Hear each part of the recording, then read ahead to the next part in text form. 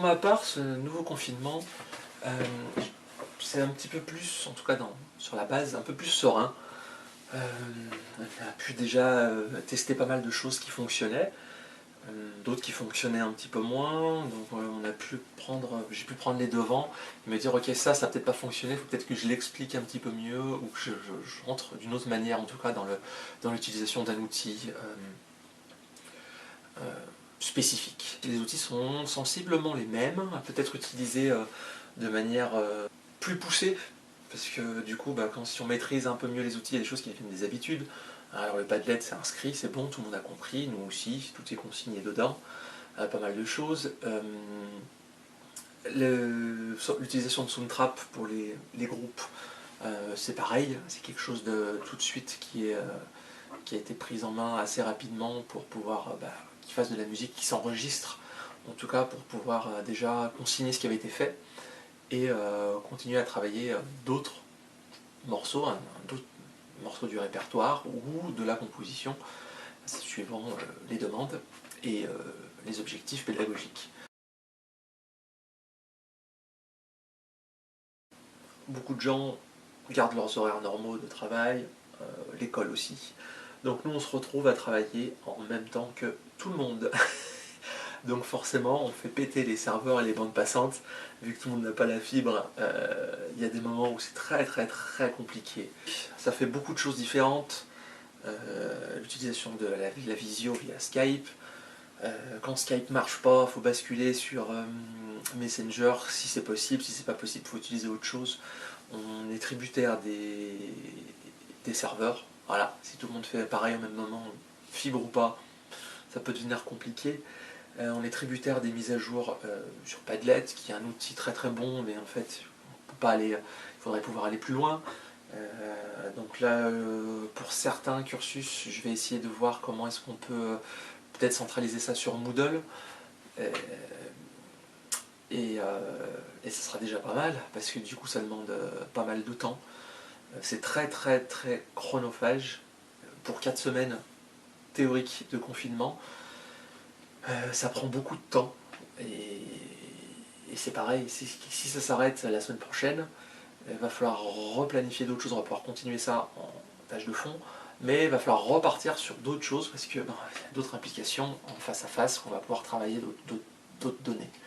Donc c'est très fatigant, je trouve. Pour l'autre, c'était la panique, on va dire. Euh, pour le contenu, les outils, ça allait à peu près, même s'il a fallu quand même se mettre au point. Mais ça a été voilà, la panique 2 semaines, 2 semaines et demie, puis après ça a roulé. Ça a duré assez longtemps en fait pour que ces 2 semaines et demie de travail intensif portent leurs fruits. Là, il y a 2 semaines et demie de boulot intensif qui vont peut-être s'arrêter au bout de 4. Et ouais, je trouve que c'est vraiment fatigant.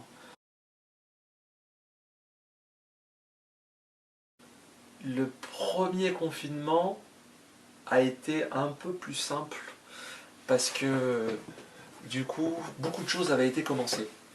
C'est-à-dire que les élèves, ça faisait 5 mois, c'est ça, septembre, octobre, novembre, décembre, janvier, février, peut-être plus, ouais, on va dire 6 mois, que je les connaissais. Donc je connaissais bien leurs habitudes, on avait défini ensemble des choses à travailler, que ce soit pour les diplômants ou pour les autres cursus. En tout cas, même si ce n'était pas défini, je savais à peu près où aller pour les emmener. Là, c'était un peu compliqué parce qu'il n'y avait pas forcément de projet qui était vraiment lancé, on était vraiment dans le tout début. Pour les débutants, il n'y a pas eu beaucoup de progression au début, donc on n'avait pas d'habitude, on va dire. Et ça représente beaucoup de temps de travail pour se projeter sur quelque chose de nouveau, parce qu'on ne peut pas aborder les mêmes thématiques, on ne peut pas aborder les mêmes contenus en distanciel qu'en présentiel. Il y a des choses qu'on ne peut pas faire. On ne peut pas travailler en face à face, en distanciel. Le travail du son, par exemple, c'est impossible. Voilà. Le son sur l'instrument, on ne peut pas. On n'a pas une bonne qualité, on ne se rend pas bien compte des choses. On peut voir vite fait un doigté et on peut présupposer du son. Mais travailler du son d'un ampli, par exemple, avec un élève, à part aborder une base générale théorique, ça reste assez compliqué. Ah, je te fais une petite vidéo qui explique quelque chose pour que tu expérimentes toi de ton côté pour voir, mais c'est pas la même chose. ce n'est pas la même chose. On ne peut pas être en direct, dire bah tiens je teste ça, tiens regarde, voilà. Là on peut pas. Il n'y a pas d'outil vraiment. On ne peut pas simuler l'oreille qui est sur place. Et il y a des choses qui se passent sur place et qui sont importantes qu'on ne peut pas gérer. Donc pour les élèves où on veut travailler ça, il faut penser à qu'est-ce que je fais d'autre. Donc il faut tout remettre à plat et tout repartir. Et ça c'est très chronophage. On peut travailler sur comment fonctionne la théorie des effets, travailler dans son coin, de se dire quelles sont mes sensations au niveau du son, qu'est-ce que j'entends. Certaines vidéos, je peux comprendre ce qui se passe. Via Skype, c'est un peu compliqué, mais l'enregistrement d'une vidéo déjà est plus propre qu'une visio. Donc ça reste quand même quelque chose qui est travaillable, mais je le mets un petit peu de côté, on en fait un peu moins et on travaille un peu plus d'autres choses. Je donne beaucoup de... Vu qu'on peut avoir des échanges de vidéos et des échanges de contenu, notre entretien, entre guillemets, face à face, via Skype, est plus comme un petit bilan. Ok, on se met d'accord, quelles sont les nouvelles tâches de travail. Ça, c'est pour les diplômants qui sont un peu avancés. Il y a ça à faire. Je t'explique comment le faire. Voilà. Est-ce que tu veux me montrer quelque chose? Ok, c'est bon, tu le joues bien. Bam, boum, c'est parti. Tu travailles ça toute la semaine, ça, tous ces points-là.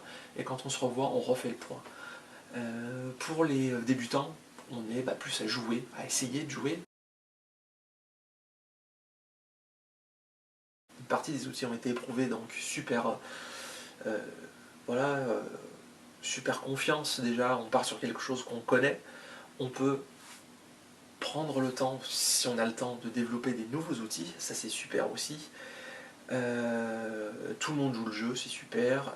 Le meilleur avocat de la situation, c'est les élèves, je pense. Voir ce qu'ils en pensent, comment ça se passe pour eux.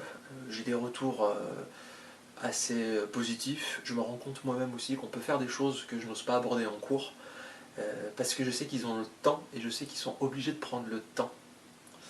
Souvent, quand on se voit en cours, ils veulent tout en cours, et après, des fois, il n'y a pas de travail forcément de suivi.